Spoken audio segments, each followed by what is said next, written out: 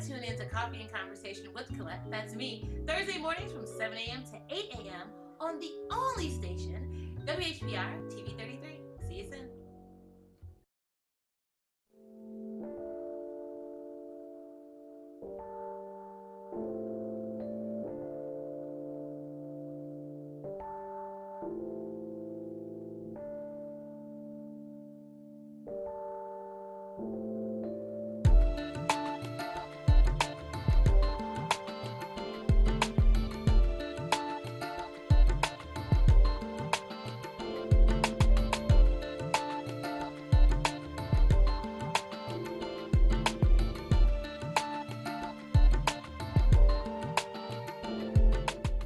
Great, amazing Thursday morning to you. Such a pleasure to be with you today. You are now tuned into Coffee and Conversation with Collette, and I am Collette Ramsey as I do my curtsy. You know, that's just what we do. So happy to be with you on this beautiful day. I mean, we are already into May. May, right? Come on, the children will be out of school soon. You're planning for awesome events for them for the summer, right? You're going to do some educational experiences for them, some physical activity for them. You're not going to have the kids just sitting at home every day watching TV. We're not, right? That's not what we're doing, because we're better preparing them for school in the fall. I know school isn't even out now, but we're preparing for the fall. But that's going to be one of the shows, but it's not the show today. Hope all of you all are well as you are starting the day. I want to give a special great morning, of course, to all of you and my parents, and especially my sister cousin Maria Elaine Richards. Right? Well, what was it? Is her last name Richardson? No, Richards. Don't shoot me. Richards. Maria, I just want to tell you that you are an amazing woman. I learned so much through you. I lived through you. You are an amazing sister and a friend and a mother. And I just wanted to share that with you. I think that whenever we get the opportunity to speak life into someone and to let them know how we see them, because a lot of times, you know, life, your perception might tell you something different than what your reality is. Or maybe we have to ask ourselves, is our perception our reality? We're getting, and that's part of the conversation for today. But before I get there, Maria, I just want to tell you you're amazing and I love you. So, call-in numbers for today, 313-868-0342, or 313-868-0351, 313-868-4336. A lot has been happening this week, as it always is happening, right? I believe that if we are fully engaging life and what is happening in this experience right here in these moments, at this moment in time, then we're going to be aware of everything that's going on around us. Now, how you engage in that is a whole different conversation, but I would hope to say that you are aware.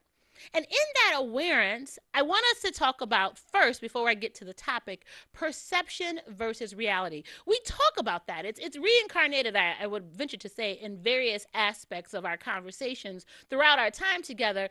And even more so today, I really want us to focus on, is it about what we think, or is it the truth of what it is? And a lot of times, does the truth, the reality, even make a difference? Sometimes when we perceive something, the perception of something, that creates a world in which we live in. And so I'll give you some examples. Let's talk about this election system, this election process. So many of us believe that, for example, it was the vote of the people that gets the president elected. And people want to say, well, hey, that's what's in our Constitution. That is what's in our amendment, our Voters' Rights Act. It allows you to say that you're the voice that determines who represents you in Washington, in the White House. Now, that's the perception. And that's the beauty, and not, mind you, great point, because is that perception then based on what I view? So it is then my opinion as well, my experience as well, that shapes my perception, that then determines my reality. So based off of that, I would say, well, that is what we have been led to believe based on the goal of America, to believe that everyone should be included in America, and that this is the place where you come and your voice matters and your voice is heard. And so you then elect people that represent what you believe in to then best govern you. But then we go back to what America has historically been. The basis of America was individuals coming over and colonizing, capturing, if you will, a region, land that was already inhabited, and then created laws coming out of Britain and said, this is what you're supposed to believe in. This is our America. Now, that's not the reality. The reality is that you had people already living here who were living and governing and thriving, and that's what it was. But you, in your force, then created a perception in people's minds that these people are savages, that how they live isn't how we live, so we have to change the dynamic for them to be better. And so if we don't change it, then it's going to have an impact on everything that we're trying to accomplish. And so with that perception, we created a world and a conversation that the original people were savages, that they were uncultured, that they didn't have the right clothes and they wouldn't wear their hair and the foods that they ate and all these things based off of what our reality was, meaning those colonizers that came over, to say all of this is wrong. And so I'm going to create a new reality based on what I perceive is right. So I'm going to give you some Webster, haha, right? Webster's definition of perception: the ability to see, hear, or become aware of something through the senses, a way of regarding, understanding, or interpreting something, a mental impression. Reality, on the other hand, is defined as the world or the state of things as they actually exist, as opposed to an idealistic or notional idea of them. A thing that exists in fact, having previously only existed in one's mind. So that is the notion then that if I think it, that is my idea. And then if it's presented out or there is some action that comes with it, it becomes my reality. Huh. So with those two thoughts today, I want to frame our conversation that I'm presenting that I need your help with, okay? I'm proposing that our perception is our reality. I'm going to give that to you one more again. Our perception is our reality. You all know that we are coming upon the anniversary, if you will, of the Detroit riots of 1967. I was reading if you call it an op-ed piece that addressed the upcoming anniversary of the riots, and it was from a business perspective. And specifically, the presentation in the article was that, and I just really, I can't even believe, let me give you the quote, the title: Business Leaders Fear, Welcome Detroit 1967 Riot Exhibits. And so this was an article that was written by John Gallagher in the Detroit Free Press. And it went on to talk about the concern of the business entities in the city of Detroit to address, to honor, if you will, the anniversary of the riots. And so the conversation was, well, yeah, it happened and everyone knows that it happened, but why even talk about it anymore? Because it's going to impact our business. It's going to impact our bottom line. The gentleman from the Visitors Bureau, Larry Alexander, so states in the article that, it was so hard. There was such a period of time in which you would call to try to solicit business for this city and people wouldn't even take your call. Because the perception that Detroit was this savage environment, this environment that people would never want to come and visit, never want to spend their monies, never want to use it as a vacation destination, family reunion event, and the like. Never Detroit in that era, that vein, that thought process. But now there's this new Detroit. And because there's this new Detroit and there's this new energy and there's new momentum with the creation, the perception of the reality of Detroit, then now we got to ride that out. We don't really want to talk about the bad time because then people will start thinking that that's really the way that it is. And so it's going to squash how we do business. Another quote in the article was from a gentleman, John Furchill, who is the developer for the Westin Hotel. And he states, well, he's coming out of Cleveland, and he said the Cuyahoga River, there was a fire back in 69. He said, and he equated it to that, people still talk about that. Now, I don't know how it equates to the Cuyahoga River and the fire in 69, and then saying that, okay, the riots then are going to have an impact on your business, the growth of your business, the booking of your rooms at the Westin Hotel. But from their perspective, we don't want to talk about it. And so I got to thinking. And I said, I want to ask you, if you understand that the position is that we don't want to show them, we don't want to talk about from whence we've come, is it that we are still there? I thought that most of us, if you've gone through something, you can say, you know what? I can give this as an example because this is my experience. We can all be better because of it. We can learn from it. It is an amazing opportunity for growth. We can become what? Educated, enlightened, and empowered. And with that being the case, we can move on. We can say it doesn't ever have to be this way. However, when there's an apprehension about even addressing a time in history where there was an upheaval of people, there was an uprising, if you will, if you don't ever even want to address it because you believe that there is fear in its impact, its perception, for me, I thought, well, maybe let's dig a little deeper because you know what we do. We don't stay with the symptoms. We want to get to the issue. So in digging a little deeper, I said, well, the truth is maybe the idea that is Detroit could still be in that space. So the reality of Detroit from 1967 to now, are we still in the same space? But I want to present it to you a little deeper than that. Prior to the 67 riots, I don't know if you all were aware, and I know that you all were. And I would venture to say that those of you who are mature enough, who have been around in 67, I really would love to hear from you. We would love to hear from you. And those of you, if you are aware of the Detroit riot of 1943, did you all know about that riot? Well, Detroit had a riot in 1943. And the 1943 riot was birthed out of an altercation between some young men, some African American, some black men on Belle Isle. The black men on Belle Isle got into some issues with some white sailors, which caused a fight. So they fought and it came back into the city and it caused upheaval for 2 days from June the 20th through the 22nd of 1943. And so much so in that time that 34 people were killed overall. Of course, 25 of them at the hands, blacks, at the hands of the white guardsmen and police officers, and 9 Caucasian. But we don't talk about that. Or maybe some of you said, well, Collette, well, if we didn't know about it, maybe there wasn't a need to talk about it because it oppressed a group of people.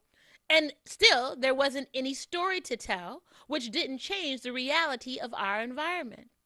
And so I'm asking you then to take that example and then say, what, 20 so years later, 24 years later, then we have what?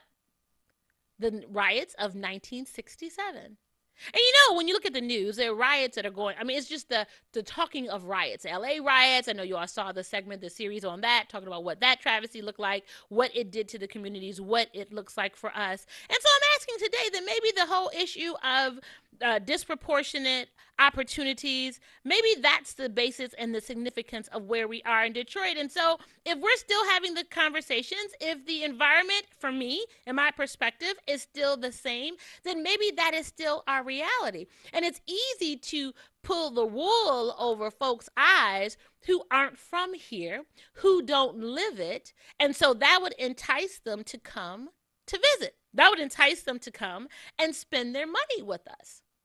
And so I'm asking you today, do you have a problem with that? Do you believe that we are better than where we were in 1967? Have the dynamics changed for our communities? We all know we historically Detroit has dealt with a issue of employment, housing. After the war, when the war was happening and the factories were changed over for the war and you needed more workers, and of course more blacks came up to work, but then there were immigrants who were working who came to work as well. There was a groundswell, if you will, and then whites, as documented, felt that their life was being threatened, their livelihoods, their jobs. There was a shortage of housing. So we had to fight for housing, a fair and adequate accommodations in housing and employment. And there was a groundswell. So when people can't be able to adjust for the necessities of life, I'm just trying to take care of me and mine. You take care of you and yours. There are fair and equal opportunities for us both, and we can live, and we can even coexist. If you look at some of the media clips of what Detroit had looked like throughout that time frame, it was literally the notion of two cities. And as I presented to you for consideration on our show and our conversation, the notion of two cities. We are still living in two cities, both socioeconomically and, I believe, color-wise. You all can disagree, but we have the conversations all day long. You all just saw that there's a beach now. They simulated a beach down on Campus Martius, so you can go and act like you're in the beach downtown, in the downtown area. Now, I don't know how many people of color really hang out at the beach. Now, we've had Martha's Vineyard. We have a history of places, Fire Island, where we go to have that celebratory experience. But I don't think that we were in mind when that was being developed. And some people might say, well, Collette, no. Why do you always look at it from the lens of people of color? Well, I'm a woman of color. I mean, what else? What other perception would I have? And that's my reality. So when I look at something, would I say, oh my goodness, we got a beach downtown and I'm going to go because I'm excited about that and that is something that I consistently do in my reality? No. But for the people who are in that space, maybe the people that share that reality, that is what should be down in downtown Detroit. And so no one has a problem with it. We are in a space and time, and perhaps that we are push and pulling with the dynamics of government. We're push and pulling with who's going to be the next elected individual, the next mayor, the next city council members. You all know that those races are gearing up and people are vying for your attention and your conversation. And so in the midst of that, as we are pushing and pulling, how much of an impact do you think the perception is versus the reality? So there's the perception that, well, Detroit could have had all this development. Detroit could have done all these things under mayors that looked like the majorative residents of the city, but it didn't happen.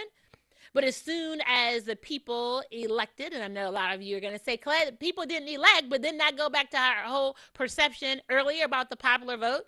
So we're clear about that as a sense of our reality, but then when it doesn't benefit us on this end, we say, well, no, the people didn't elect the mayor. Well, whatever the case was, there is a mayor in Detroit that does not look like the majority of people. And so the conversations are, well, all these things are happening. The growth in the city is happening because we have this mayor. That people want to do business now because they feel comfortable with this mayor. People want to do business and grow, and other people want to move into the city now. Housing stock has gone through the roof. You all have been following what it looks like. Houses in the historic districts are going for $300,000 plus in the historic districts. Now, we haven't talked about what the outlying communities are, but maybe that's the conversation in our reality, that the outlying communities aren't the problem for them. They're problem for us who live in it. There are problems for us whose family members reside there. There are problems for us whose children are supposed to be educated in those spaces where there are poor conditions, where the housing is inadequate, where just the visual of the communities aren't uplifting and presenting a positive image. But maybe people don't look at that as their reality.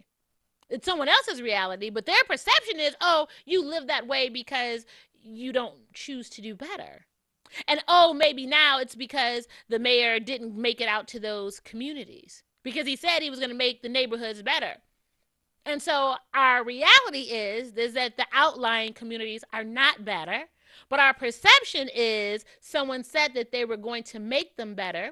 And so then either situation we sit and we're stagnant because nothing is happening for the middleman.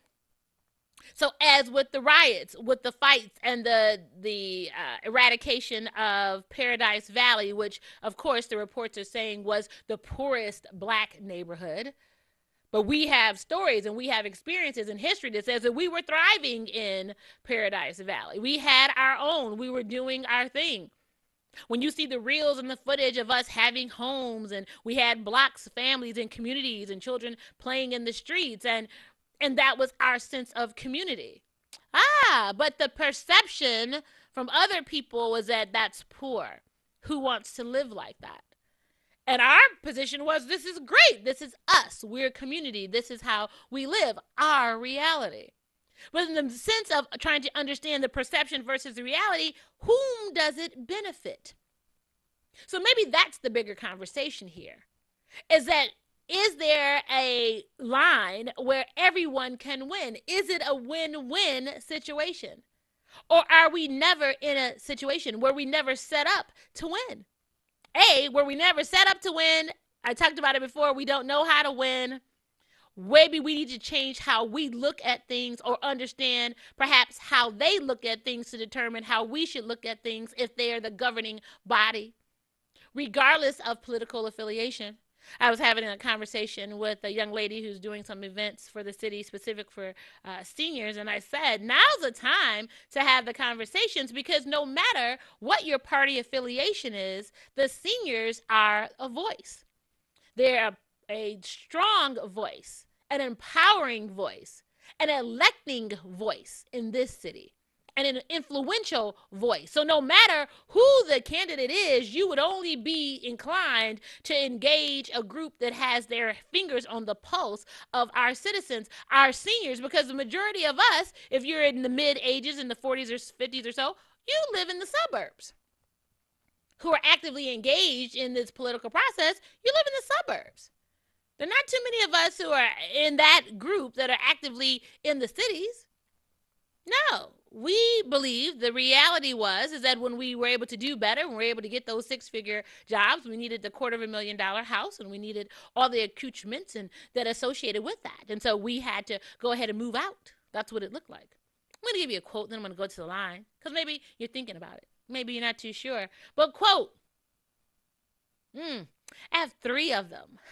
So I'm trying to think about what would be the best one, but maybe I'm going to start off with this one. Coming off of the riots, coming off of the fear of what that looks like to even talk about it in a city, is that like slavery too? Well, we had slavery. You all know there was slavery. It was emancipated. Get over it. You don't have to live that way anymore. We don't live that way anymore. Look, you got millionaire athletes. What are you complaining about?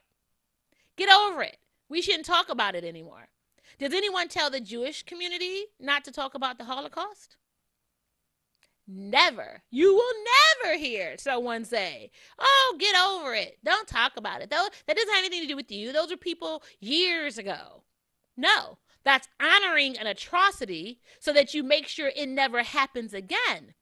But if you can't honor an atrocity in the sense of a lesson, then maybe the truth is that it is consistently happening right now. The brutality with our police and fighting and killing black and brown people is happening right now. It has not changed since the riots of 43. It hasn't changed since the riots of 67. We still live in it right now in 2017. So maybe the whole concept to eradicate it for us is because we are living it. It hasn't gone anywhere. Do we understand that? Do we look at things that way? Because if not, our reality, not our perception, our reality will never change. We will consistently still be fighting for value. We will consistently be fighting for people to give us fair opportunities, to treat us like human beings, as opposed to the 3/4, as was stated, that black people are in America. Do you get that? Does that matter to you? Do you even think of it that way? Let me give you this quote, then I'm going to go to the line. Maybe this quote will help you out. Despite the reality being quite small, The perception is that I can be affected by this. And it strikes great fear in people. Now, William McCracklin gave that quote. He was an educator, author, and a coach. But I wanted us to get to what the quote is saying. No matter how small the reality. So, how small the percentage of people who are Black on public assistance is, the perception is that all Black people are on public assistance and will come and rob you and sell drugs, and all the women are pregnant and there are no fathers in the households. And so therefore they need to be contained in their own communities, because heaven forbid if they come to where I live, all these other kinds of things are going to happen. That's that fear. But the perception, the reality is small. The truth is, you know that the majority of people on public assistance are not Black and brown people. They're white people. We have the numbers.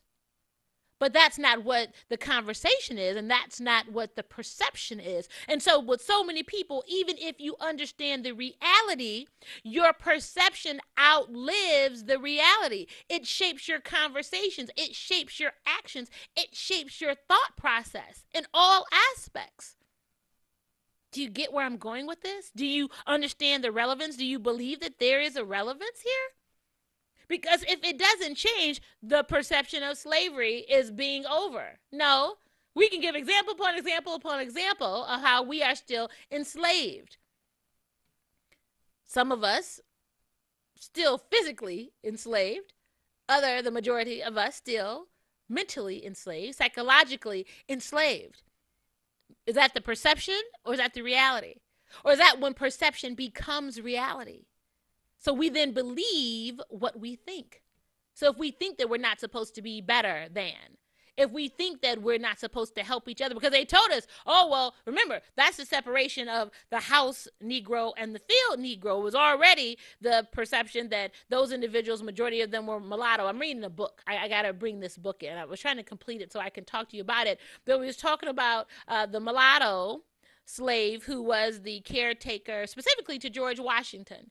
And he was with him all the time. He was his everything, his consigliere, his butler, his everything. Even when he went out to battle, he was right there holding a horse. Did you get what I just said? But he was mulatto. So the perception was is that if you had some white in you as coming out of a rape of the slave woman, then those were the individuals who were in the house.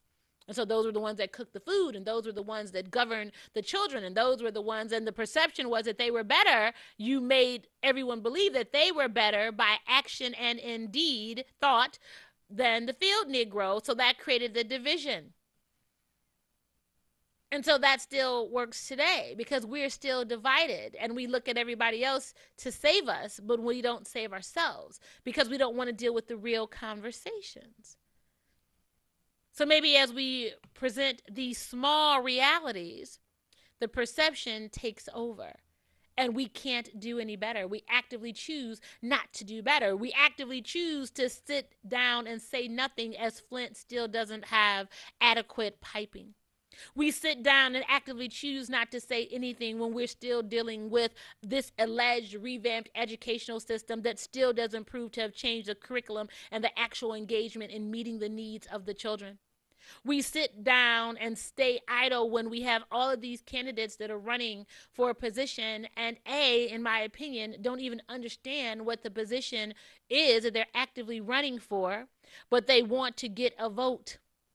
We still have individuals now who are actively seated in office who don't realize that they are here for the people, not because of themselves. And I'll give you this one, and then I'm going to get to you. Have you ever thought in your history that you will walk into a room and you see two elected officials and they don't speak?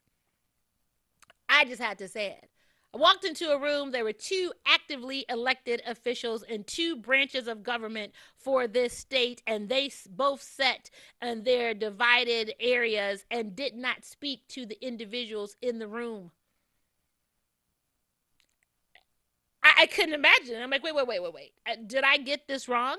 You are here at the voice and request, if you will, of the people, and the people who are sitting here, you don't speak to them, you don't engage them, but in a couple of months you'll really be on them because you're going to want them to vote you in.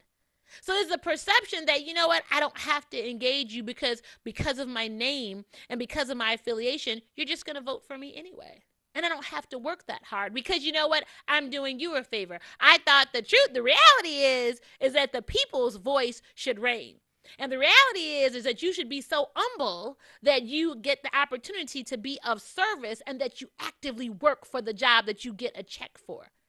The reality is that you should understand the situations that we are in, and you don't ever take for granted the taxpayers' loyalty and commitment to keeping the communities thriving. That's what the reality is. But the perception is, you know what? No, we don't need to do that. I can do whatever I want. I can lie to you. I can cheat on you. I can misappropriate funds. I can use my influence to get free things, to do things all on the backs of the taxpayers. I don't have to complete legislation. All I have to do is tell you that I did.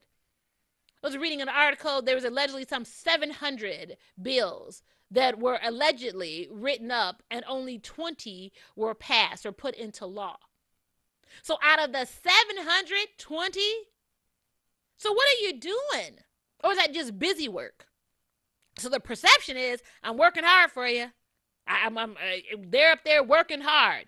The reality is 20 bills passed. And with the majority Republicans, I don't know how any of those 20 bills had a direct positive impact on Democrats. I'm just asking. But maybe you don't look at it that way. Maybe you say, well, Collette, no. I mean, I don't know. I mean, you're just really far-fetched with it, and it really doesn't go that way. Well, then tell me how it goes. Because if the same conversations we're having right now are the same issues that we had back in 1943, the same issues that we had encountered in 1967, the same realities that we have right now in 2017, how is it any different? So our reality is what it was in 43, but what it was in 67, what it is right now in 2017, and we're not reaping the benefits. I'm going to go to the lines, but I got a clip I want to roll for you. Maybe for those of you who aren't aware of what our history has been in this city, that those folks don't want to talk about because it's going to impact how we make money, how other people perceive us, but we still live in those conditions. Let me give you a review.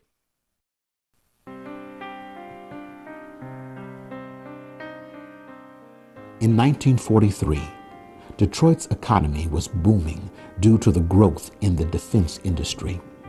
Since the beginning of World War II, the city's population grew by 350,000, 300,000 whites, and 50,000 blacks.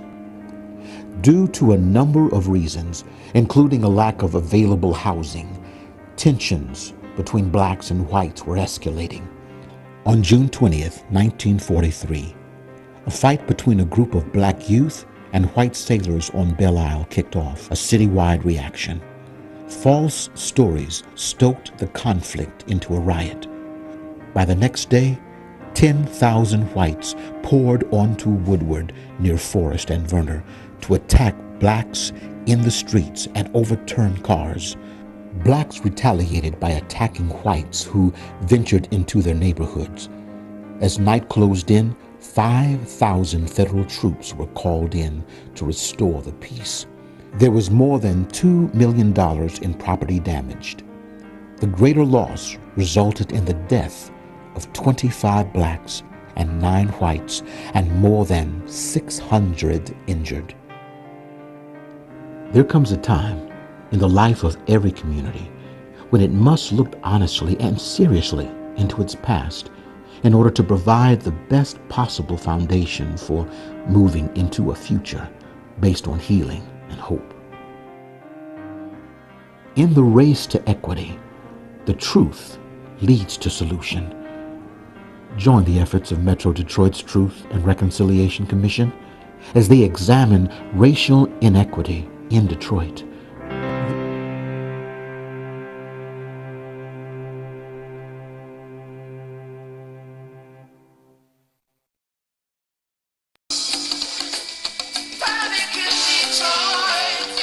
Sunday, July 23rd, 1967, 3:34 a.m. An undercover cop buys a beer at a Blind Pig at 12th and Claremont. 3:44 a.m. Police arrest 82 patrons. 4:45 a.m. Police clear the building, but an angry crowd gathers and starts to hurl stones. The riot has begun. 5:20 a.m. Police Commissioner Ray Girardin receives a call on the emerging crisis. He calls Mayor Jerome Kavanaugh. 6:30 a.m. The riot's first fire is set in a 12th Street shoe store. Noon, the calm before the storm. Crowds wander aimlessly. Rumors of police brutality spread. 3 p.m. Crowds and fires grow. Governor George Romney sends in 400 state police. 6:13 p.m.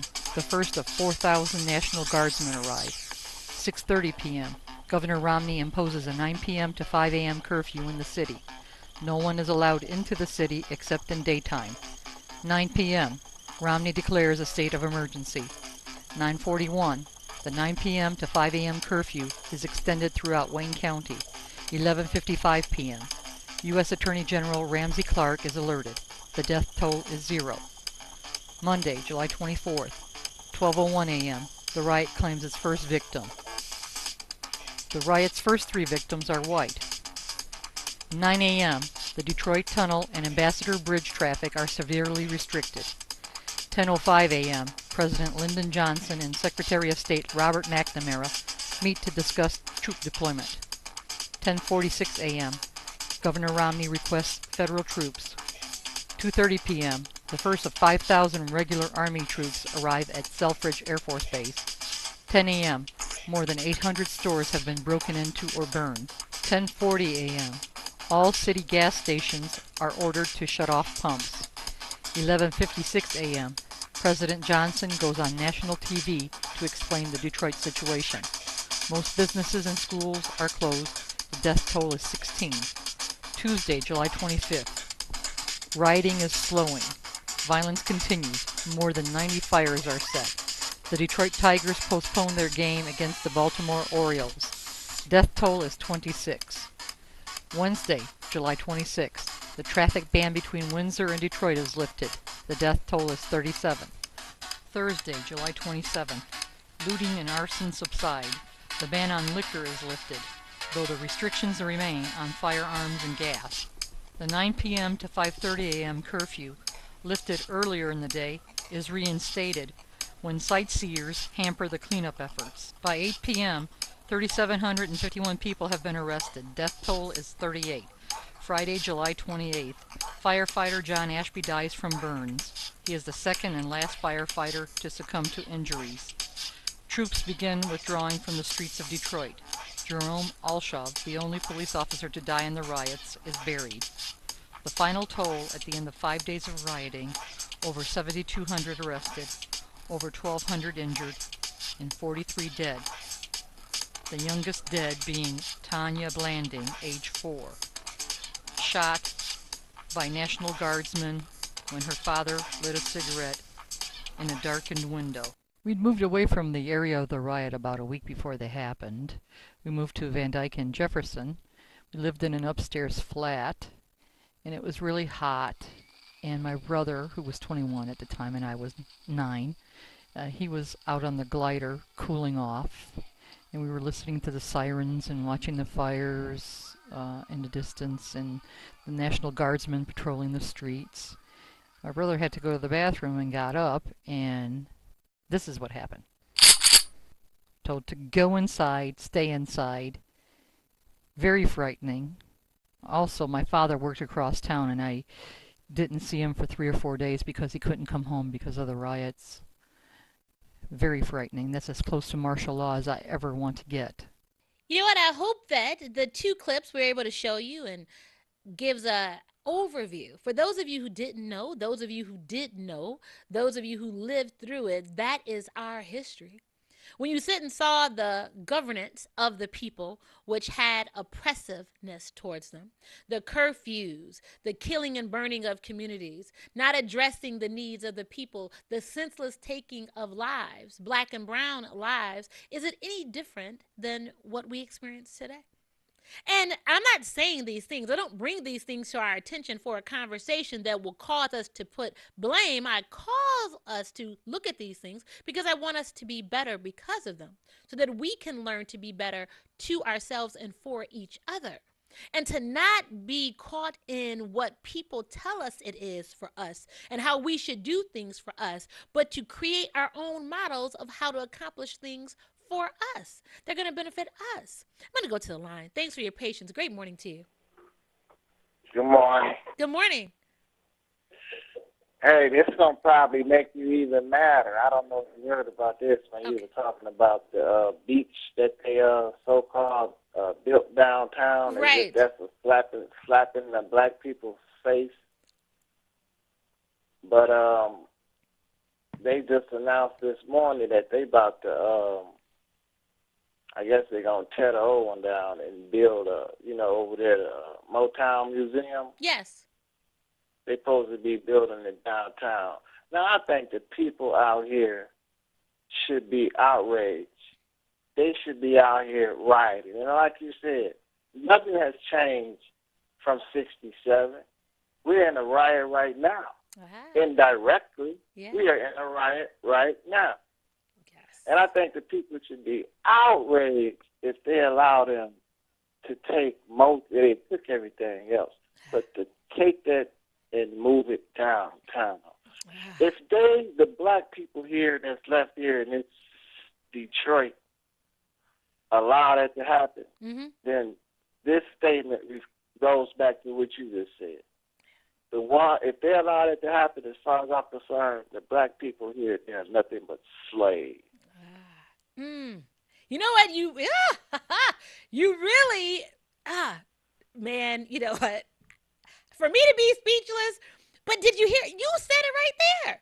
If everything has been taken from us, if we are led to believe it's false sense of reality that we are better than what happened in 67, that we are better than what happened in 43, and in 2017, right now, we are still dealing with the same atrocities. We are still dealing with the issues of employment. We are still dealing with the issues of inadequate housing. We are still dealing with the eradication of our businesses and our cultural institutions, just like you just brought out. If indeed the Motown Museum now needs to move downtown, then it turns into business. And that's the travesty that we consistently miss. We miss that it's been on the boulevard for as long as I am old, and no one had a problem with right where it was, and that's where people would come. But then all of a sudden, if the reality is it's new and better in this new Detroit, then it needs to go somewhere else because we can't be as attractive on the boulevard.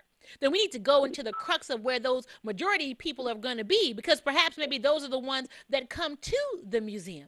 Do we even embrace the museum? You made a great point. Thank you so much for calling. I'm going to get to the other lines. You guys, he put it out there, so maybe that's what it's about, that we don't appreciate even what we have, so that's why it continuously is taken away from us. Thanks for your patience. Great morning to you. Hey, Collette, how Hey, you good doing? morning. Good morning. I've noticed the climate of the business community this week since they've been talking about the riots. Yeah. And it is so lopsided towards the community. And here's what I mean. Mm-hmm. Businesses want to know that this city has people in check, racially in check. So when they set their business up, we are not going to do nothing to their business based on what the city and the state is doing to the people. Okay. So Nice. now that's kind of silly, because instead of the business community advocating and lobbying for the people, they sit back and watch the state and the city do what they do to the people, and then say protect our businesses though. Well, but stay right there, though. But see, you hit it on the head. The reality is we have not had an uprising since because we just haven't. And so we just take it. So they don't have to go to the wills of the people because the people have already been beaten down. We've already been beaten or lulled into submission. So that's why, as you stated, and we've talked about it on the show, that you can go into a place and they have bulletproof glass all around you. People don't greet you. They're not cordial to you. People don't even say hello when they're taking your money. They might yell at you, tell you to close the door, tell you to move on around. But that's what we expect. And we don't have a problem with it. And that's something we can change. But we can't change that until we change the way we think and our attitude towards these business establishments. Great point. Great point. Know, you can look at downtown right now. Okay. Ain't nothing down there we need.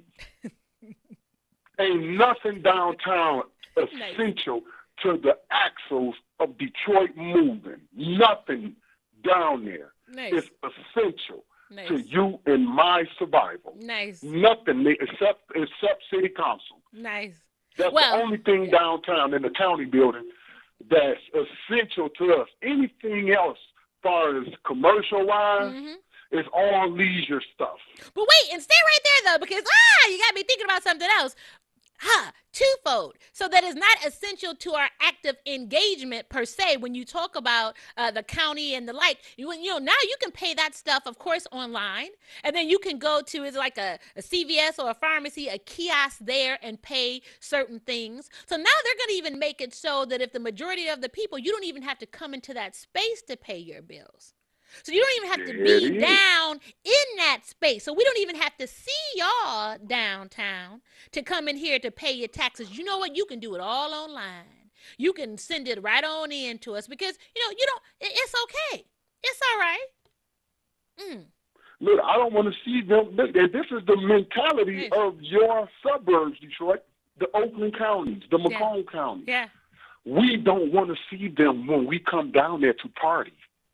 Right. When I come to my Tigers games, my Red Wing game, my Piston game, I don't want to see black folks. Nope. I don't want to see a Detroit herd. This is why it is important that people our age vote. The 44, the 45, the 46, the 48, the 50, the 30, the 39. Yes. This is why it's important we get involved. Yes. Because we are the remnants of that. Our parents came out of that riot. Yes. And if you are my age, your parents told you everything about that. Yes. My uncle had told me one of the things that got the riot set off, what really set it off, outside of the tension, and this was mentioned on CNN back then, 1967, I believe, Chris Humes. He was interviewing Stokely Carmichael. Okay. And he said one of the main reasons contributing to the riots in Detroit, white folks getting involved, is because these fools across 8 Mile saw what the white boys was doing to the black people in the South and figured, why not do it to the brothers in Detroit? That's what they said on CNN. And let me just say this much to you, then I gotta wrap you up and then go to another call. You all know we're gonna finish this conversation tomorrow. But what you said was so profound, and think about it though. Back then we fought. When we were down in 1943, when the brothers was down at Belle Isle and it jumped off, they fought. And when it came into the communities, they fought. When there was an altercation at the Blind Pig off of 12th, they fought. No matter what the outcome was, they fought. So maybe right now, we got to sit and even convince us to fight. And when I say fight, I don't mean that you have to literally put up your dukes. I'm talking about fight with your mind. I'm talking about voting, creating a machine, if you will, that they can't shut you down with. If you realize who you are and the pull and resources that we have, we could change everything in our communities to be to our whim. Our elected officials would respect us and respect our vote. The businesses that would come into our communities would respect us. And if they didn't, they wouldn't come in there. We wouldn't spend our money with them. That's a whole different mindset, though. So maybe we can't live in our reality because it would cause us to do too much. We'd have to work too hard. So it's different than that slave mentality when you're working 6 days and then you get that Sunday off and you're working for somebody else from sun up till sundown. So if it's 5 a.m. to 8 at night, that's your work. And you get the little shack and you get the one outfit per year and a pair of shoes and you're happy with it. Maybe that's why we can't do any better, because we're used to what those conditions were. 6-4, I appreciate you. I know you're going to call back and we can continue tomorrow. I want to get this other call in if that's all right. Yes, no, thanks for taking all right, my thank call. you so much. You guys, maybe that's where it is, though. So our reality is it's too much for us. Thanks for your patience. What do you think? Good morning, Queen. Good morning, King. Queen, you own it today. I don't know how you expect to understand the to get all the answers on them subjects. Understand you Sure. put out there, Sure. because they are heavy, and you definitely own it, sister. And you know what you put out there. I have a lot of respect for you as a female, Oh, thank you. because I mean you put something out to understand that's so dangerous to the world that exists before us, that I mean, and you are so important. And if we can ever get our sisters up to think in the terms that you put these subjects out there, we would almost be out of this problem overnight. And So, when you talked about slavery, yeah. you know, sister, understand, we don't even realize we're still enslaved. And that's a sad part about it. Right. You know, this is why so many things continues to happen to us, because Yes. when you think about, hey, I've been on the planet over 60 years, Queen. Right. And when I think about politics, Yeah. it's the same old soup. Say You know, it's just warmed over. right. No Right. change. I mean, I have to just honestly speak, and I don't know how I don't know how some of us lie to ourselves to say Right. that whenever this individual gets in office, there was a change. Not for us, Queen. Come on, King. For over 60 years, the King. situation have gotten worse and worse and worse. King, I stay have right to be there. honest. King, stay right there. I need us. This is what I need you to do. Everyone, all the lines are lit. I see you all. This is what I'm going to ask us to do. We're going to continue this conversation first thing in the morning. You know, that's part of our Friday conversation. I want you all to call back first thing.